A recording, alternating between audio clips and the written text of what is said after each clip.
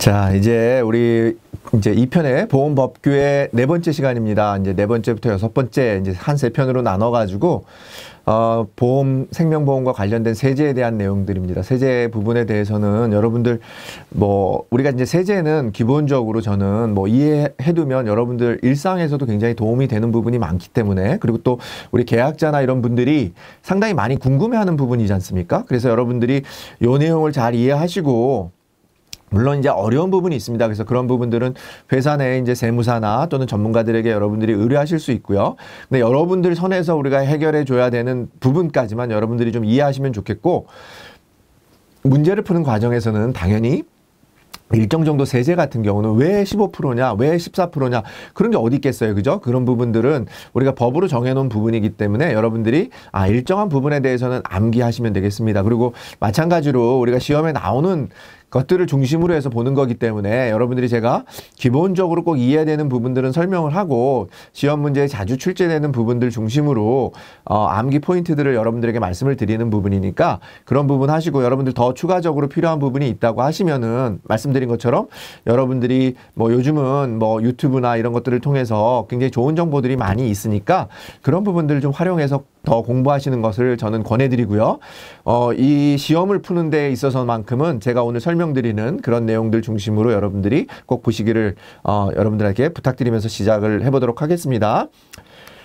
자, 생명보험의 세제 같은 경우는 우리가 세제 혜택을 부여하는 이유는 뭡니까? 당연히 이제 우리가 보험회사 입장에서 보면 보험 가입을 좀 많이 시키는 거죠. 그게 사회보장제도가 가지고 있는 그런, 우리가 국가가 가지고 있는 사회보장 기능을 보완해 주기 위해서 우리가 이제 생명보험이라고 하는 일반 민영보험이라고 하는 게 만들어졌다고 이제 처음에 우리가 설명했었는데요. 그러니까 생명보험이 어떤 만들어진 취지하고 관련해서도 봐도 그런 부분이고, 그 다음에 우리가 이런 생명보험에 돈이 많이 투입이 되면 그런 부분들이 기본적으로는 장기 자금이기 때문에 어떤 산업 자금에도 우리가 지원할 수 있는 그런 예산이 되겠죠. 그죠? 그런 투자 자금이 되기 때문에 우리가 적극적으로 세제 혜택을 통해서 생명보험 가입을 우리가 적극적으로 권유하고 있다.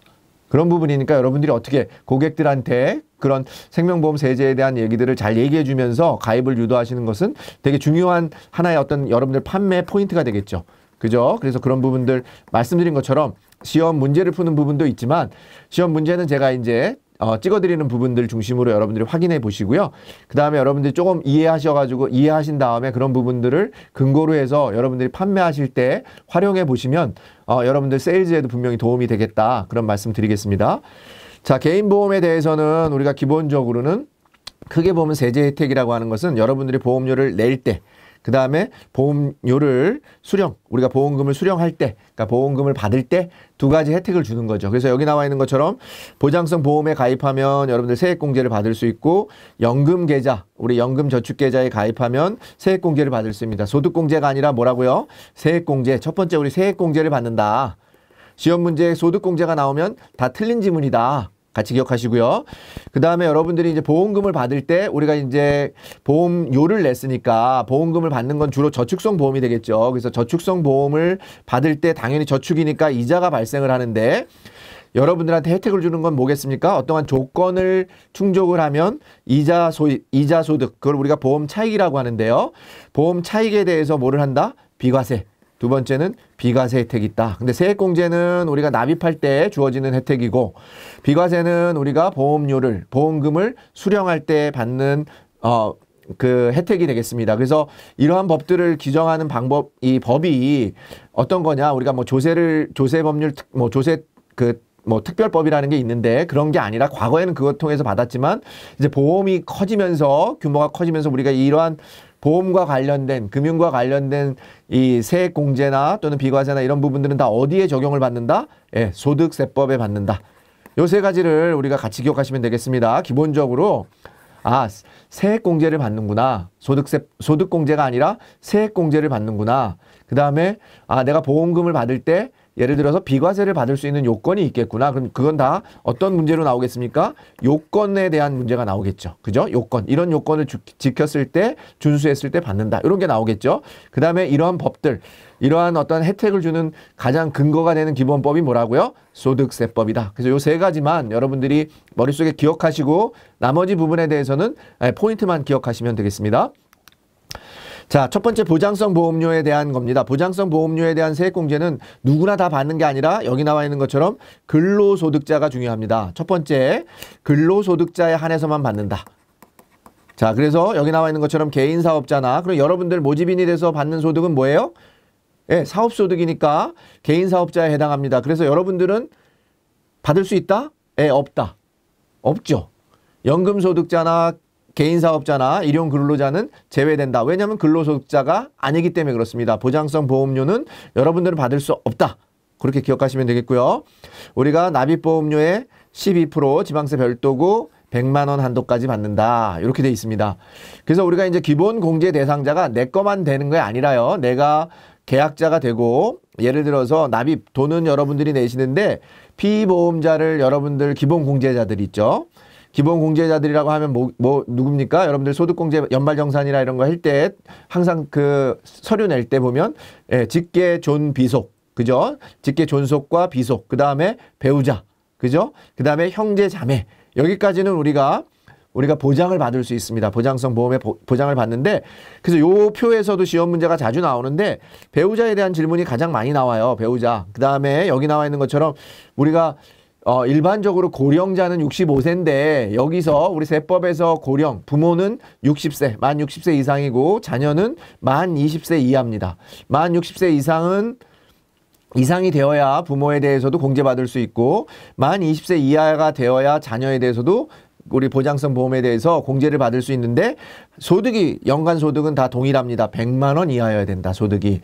대신에 우리 배우자는 나이 상관없습니다. 여러분들 배우자는 연으로 100만 원 이하 받는 배우자가 계신다 그러면 배우자의 이름으로 피보험자로 보장성 보험을 가입했을 때는 얼마요? 100만 원까지 연 납입보험료의 12% 지방세 별도의 그런 세액공제를 받는다는 거예요. 그죠? 세액공제 받는다.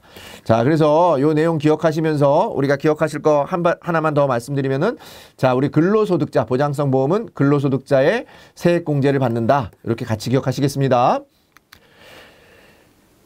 조금 전에 말씀드린 것처럼 이제 보장성 보험료를 하는데 일종의 보장성 보험에 해당하는 거 일반적인 보장성 보험인데 특별한 보장성 보험이 하나 더 있어요. 그게 뭐냐면 장애인 전용 보장성 보험이라는 게 있어요. 이걸 왜 말씀드리겠어요? 일반 보장성 보험은 다 모든 보험을 합쳐서 보장성 보험료에 낸 보험료의 100만 원 한도까지만 보장을 해주는데 장애인 전용 보장성 보험에 대해서는 보장성 보험에 대해서 별도로 100만 원까지 해준다는 거예요. 그것도 15% 지방세 별도에서 15%. 근데 다만 여기서는 장애인을 피보험자 또는 수익자 장애인이 피보험자 또는 수익자로 되어 있을 때 여러분들이 만약에 장애인을 피보험자 또는 수익자로 해서 그 말씀드린 것처럼 우리 기본 공제 대상자에 해당하는 사람에 해당해서 가입을 하신다 그러면 어떻게 된다고요? 네, 100만 원 한도까지 15% 지방세 별도로 세액공제를 추가로 받을 수 있다. 예, 별도 내지는 추가로 받을 수 있다. 요 같이 기억하시면 되겠습니다. 요 포인트에서는. 그래서 보장성 보험료 12%, 장애인 보장성 보험료 15%. 그러니까 가장 많이 받을 수 있는 건 뭐예요? 일반 보장성 보험에 100만 원까지 가입하고 또 그다음에 그 장애인 전용 보장성 보험에 100만 원까지 가입했을 때 양쪽에서 12만 원, 15만 원 받는 게 최대입니다. 아시겠죠? 그러니까 최대는 27%예요. 최대가 27%. 그러니까 27% 물어보는 시험 문제도 나오겠죠. 가장 많이 보험료를 받을 수 있는 그런 상황이 어떤 거냐. 지문 3개를 주고 그 지문 3개 중에 예를 들어서 별도로 100만 원씩까지 가입했을 때가 제일 많이 받겠죠. 그 다음에 우리 보장성 보험 같은 경우는 중도에 해지해도 환급하고 추징되는 게 없습니다. 그거 여러분들 같이 기억하시면 되겠습니다. 그때까지 낸 거에 대해서 우리가 세액공제를 받는 거지 추징도 없고 일반적으로 세액공제를 못 받는 것도 아니다. 그러니까 중도에 여러분들이 난 못 낼 것 같은데 이렇게 생각해서 가입하지 않으신다 이렇게 생각하지 마시고 무조건 돈이 있으면 보장성 보험에 대해서는 가입할 수 있도록 여러분들이 권유하는 것도 하나의 셀링 포인트가 되겠습니다.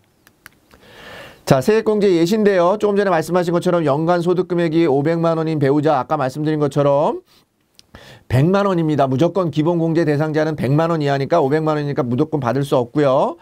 조금 전에 얘기한 것처럼 23세니까 20세 이하였죠. 그러니까 만 20세 이하니까 안 받고요. 장애인 배우자를 피보험자로 해서 각각 100만 원 가입하면 최대 12만 원, 15만 원 받아서 27만 원까지 세액공제를 받을 수 있다 얘기했고요.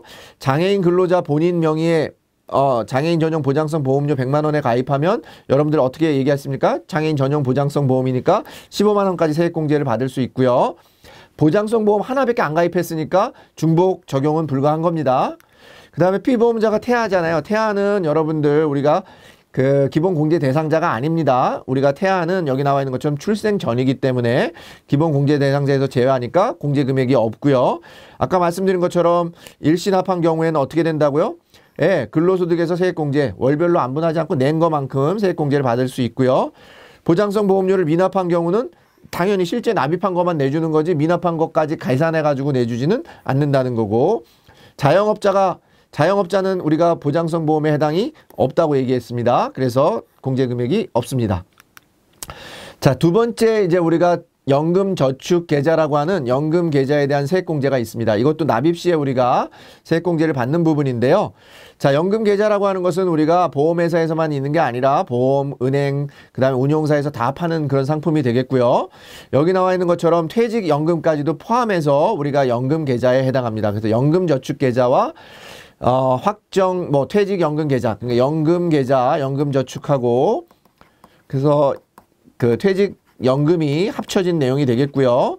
마찬가지로 우리가 일반적으로 12%를 보장받는데 금액이 작은 경우에 한해서는 15%까지 그 세액공제 내용을 확대해서 적용하고 있습니다. 그 조건이 뭐냐면은 여기 나와 있는 것처럼 종합소득 금액만 4천만 원 내지는 또는 급여만 있을 때 5,500만 원 이하인 경우에는 15%를 적용받습니다. 그러니까 여러분들 이 부분은 근로자이냐 이런 부분이 관계 있는 게 아니라 종합소득을 받는 거주자면 무조건 연금저축 세액계좌는 적용 대상이다. 그게 하나 이제 포인트겠죠. 그죠? 적용 대상이 근로자만이 아니다. 라는 부분이고요.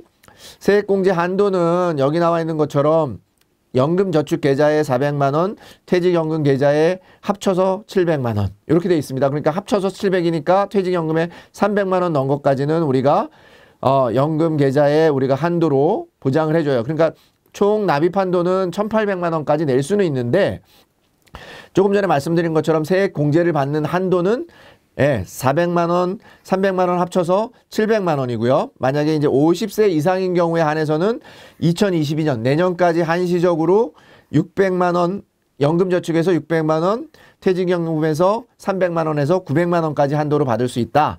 그렇게 기억하시면 되겠고요. 만약에 이제 금액이 자기가 종합소득 금액이 크거나 급여가 큰 사람들에 한해서는 법으로 정해져 있습니다. 이제 연금저축계좌에서 받을 수 있는 한도가 일반보다도 적어요. 300만 원이고 퇴직연금을 포함해서는 700만 원인 거죠. 그러니까 여러분들이 만약에 고소득자인 경우는 어떻게 안내하면 되겠어요? 퇴직연금에 좀 많이 불입을 해가지고 거기서 공제를 받으실 수 있도록 안내를 하시는 게 좋겠죠. 그래서 이 부분에 대해서는 여러분들이 12%를 받는데 급여가 5,500만 원 이하거나 종합소득이 4천만 원 이하인 경우에 한해서는 15%의 적용을 받고 있고, 나이가 50세를 초과하면 900만 원까지 받을 수 있는데 50세 미만이면 700만 원까지 받는데 400만 원, 300만 원이다. 이렇게 같이 금액을 기억하시면 좋겠습니다. 자, 이제 우리가 그 저축성 보험이나 이런 부분들을 다 내고 나서 나중에 우리가 보험 차익을 그 비과세 받는 거예요. 이제 보험금을 수령할 때 수령 시에 비과세를 받는 그런 내용이 되겠습니다. 그래서 보험 차익이라고 하는 것은 여러분들이 받는 보험금에서 여러분들이 낸 보험료를 뺀 거예요. 요것도 계산하는 식에서 정의 문제로 나오니까 뭐 중간에 냈던 보험금 해지환급금을 빼는 거다 그게 아니라 여러분들이 받는 보험금에서 여러분들이 낸 보험료를 뺀다. 같이 그렇게 기억하시고요. 원래 당연히 저축이니까 저축에서 우리가 낸 돈보다 더 불어난 거 그건 다 뭐에 해당하는 겁니까? 이자소득입니다. 그래서 이자소득이라고 하는 것은 우리가 여러분들이 아시는 것처럼 이자소득이라고 하는 것은 이자하고 배당을 합쳐서 우리가 금융소득이라고 하는데, 금융소득은 별도로 과세하죠. 2천만 원 이하까지 별도로 분리과세를 하고 2천만 원이 넘어갈 경우에는 우리가 그 종합과세를 하니까 그런 부분 기억하시고, 아까 제가 말씀드린 것처럼 이런 부분들은 비과세가 된다 안 된다의 요건이 가장 중요한 포인트가 되니까 여기 나와 있는 것처럼 우리가 이 비과세 저축이 되려면 저축보험이 우리가 비과세 적용을 받으려면 10년 이상이어야 된다 이거예요. 10년 이상 유지가 되어야 되고, 계약자 1명당 우리 한 사람당 납입해야 되는 돈이 1억 원 이하여야 된다라는 부분입니다. 1억 원 이하여야 되고 10년 전에 경과 전에 확정된 기간 동안 연금 형태로 분할 지급받는 경우에는 우리가 제외하고 있다. 같이 기억하시면 되겠고요. 여기서는 우리가 기본적으로 보험 차익에 대한 정의 하나 같이 기억하시고요. 우리가 보험료를 뺀다는 거예요. 그 다음에 두 번째는 비과세가 되기 위해서는 10년, 그 다음에 납입 한도는 1억 원 이하다 개인당. 그렇게 같이 기억하시면 되겠습니다. 자, 이제 우리가 조금 전에 설명드린 그런 부분들은 일반적인 저축성 보험에 해당하는 거고, 만약에 여러분들이 월 적금 형태로 내는 그런 저축성 보험에 대해서는 어떻게 적용을 받고 또는 종신형 연금보험에 대해서는 연금도 저축보험이니까 종신형으로 우리가 연금을 받는 그런 제도에 대해서는 우리 마찬가지로 비과세 혜택이 주어진다는 거예요. 그래서 이런 부분들을 활용하라는 건데 월 적립식 저축성 보험이 되기 위해서는 이런 조건을 갖춰야 됩니다. 그래서 이 시험 문제는 뭐 요걸 내놓고 요거에 해당하는 게 뭐냐? 그래서 월 적립식 저축성 보험이다. 이런 걸 물어보는 문제도 있고요. 월 적립식 저축성 보험의 비과세 요건에 해당하지 않는 거 이렇게 물어보는 경우도 있습니다. 그래서 여기 나와 있는 것처럼 마찬가지로 저축성 보험이 비과세가 되기 위해서는 10년 이상 유지가 돼야 되고 납입 돈을 내는 거, 월 적립으로 내야 되는 기간이 5년 이상입니다. 10년이 아니라 납입 기간은 5년 이상이고 기본 보험료가 매월 납입하는 기본 보험료가 균등해야 돼요. 매달 동일한 금액을 여러분들이 납입을 하셔야 되고 선납은 먼저 내는 기간은 6개월 이내로 되어 있습니다. 1년이 아니라 6개월 이내에 여러분들 암기하시는 내용이 돼야 되겠고요. 계약자 1인당 매월 납입하는 보험료 합계액은 150만 원 이하여야 됩니다. 월 150만 원 이하의 그런 적금으로 적립식 저축보험으로 여러분들이 6개월 선납 이내로 여러분들이 매월 균등하게 납입하시고 5년 이상 납입하면 그 보험에 대해서는 뭘 받는다고요? 비과세 요건을 받으니까 굉장히 좋은 효과입니다. 좋은 혜택입니다. 그래서 여러분들이 10년 동안 만약에 장기적으로 저축하실 때는 월 적립식 저축성 보험에 가입하시면 비과세 받는 거니까 굉장히 큰 효과입니다. 비과세가 일반적으로 이자 소득이 15%잖아요. 일반적으로 14%에다가 우리 지방소득세 별도니까 주민세 같은 거 내면은 우리가 10%를 더 내니까 1.4% 더해서 15.4%의 이자 소득을 내지 않습니까? 15.4%면 엄청 큰 거 아니겠습니까? 내가 만약에 이자가 5천만 원이 생겼는데 15.4%면 그죠? 계산해 보면 거의 1,000만 원 돈을 내는데 1,000만 원을 비과세 한다니까 엄청 큰 혜택이 되겠습니다. 자, 종신형 연금보험도 마찬가지로 우리가 종신 동안 지급받는 형태의 연금이 종신형 연금이잖아요. 내가 연금을 가입해서 여기도 마찬가지로 요건이 중요한데 55세 이후부터 내가 사망까지 받을 돈을 연금으로 지급받을 때 종신형 연금으로 받을 때 비과세 혜택을 주어지는 겁니다. 그래서 여러분들 은퇴 소득자나 이런 분들이 연금 가입하신 분들은 이런 부분들 활용하시면 세제 혜택을 받으실 수 있으니까 굉장히 좋은 거가 되겠습니다. 자, 연금 이외의 형태로 보험금이 지급되지 않는 그런 계약이어야 되고요. 여러분들이 돌아가시거나 이러면 사망시 계약자가 돌아가면 사망시 연금 지원이 소멸되고 마찬가지로 연금 개시 이후 사망 전까지는 이거는 중도 해지가 불가한 겁니다. 여기 중도 해지가 불가하고 이런 부분들에 대해서 연금 수령액이 기대 여명 곱하기 3 이내 3배수 이내에서 여러분들 수령액이 받아져야만이 종신연금보험의 비과세 요건이 되는 겁니다. 그래서 여기서는요 여러분들이 일단 다 기억 못 하시더라도 55세 이후에 받아야 되고 연금으로 지급받아야 되고 그 다음에 중도 해지가 불가하다. 요 세 가지만큼은 확실하게 그냥 암기하시면 좋겠습니다. 자, 연금보험과 연금저축을 우리가 비교할 수 있는데요. 당연히 연금보험은 어떤 거예요? 우리 변액연금처럼 생명보험 회사에다만 내는 거예요. 그래서 생명보험 회사에다 내는 거에 대한 혜택은 뭐겠습니까? 아까 말씀드린 것처럼 세액공제를 받는 거는 연금저축처럼 우리가 모든 금융기관에서 가입하는 연금저축 계좌가 되겠고요. 보험회사에다 생명보험회사에만 가입할 수 있는 연금보험에 대해서는 아까 말씀드린 것처럼 일시납으로 내거나 월 적립식으로 내거나 아니면 종신형 연금으로 내는 그런 조건에 대해서는 세액공제 혜택은 없지만 우리가 보험차익 비과세 비과세 혜택을 주고 있다. 그래서 이자소득세에 대해서 비과세 혜택을 주고 있다라는 부분이니까 여러분들이 이 부분에 대해서는 명확하게 구분하시면 되겠습니다. 연금보험은 어디서만 가입할 수 있다? 생명보험회사에만 가입할 수 있고 그 부분에 대해서는 세액공제 혜택이 없고 보험차익에 대한 비과세 혜택만 주어지고 있다.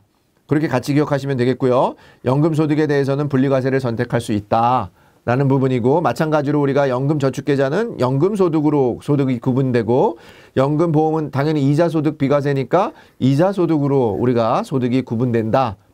이렇게 같이 기억하시면 되겠습니다. 이상으로 우리 이제 생명보험 세제에 관련해 가지고 많은 부분이 있는데, 우리가 가장 첫 번째 기본적으로 우리가 납입할 때 세액공제를 받는 우리 보장성 보험이나 장애인 전용 보장성 보험, 그 다음에 연금계좌, 우리 연금저축 계좌 세액공제라고 하는 부분을 살펴봤고요. 그 다음에 보험금을 수령할 때 우리 보험 차익에 대해서 비과세 혜택을 받는 일시납 저축성 보험, 월 적립식 저축성 보험, 종신연금형 저축성 보험에 대해서 살펴봤습니다. 이런 내용들을 잘 기억하셔가지고 여러분들이 좋은 점수를 받으시는데 활용해 주시면 고맙겠습니다. 자, 1편의 강의를 마치도록 하겠습니다.